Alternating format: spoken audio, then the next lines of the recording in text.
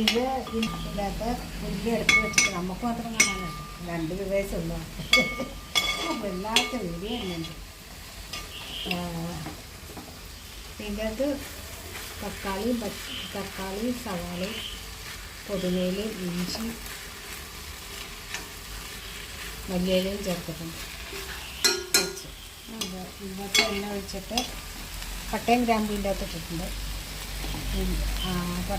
എണ്ണ ചൂടായപ്പോൾ പട്ടയും ഗ്രാമ്പും ഇലക്ക് ഇട്ടിട്ട് മസാല.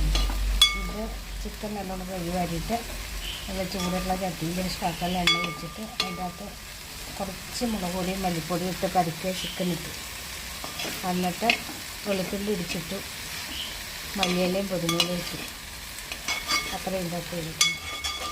അതിനോടൊക്കെ പുതിയ കണക്കാവുന്നുണ്ട്.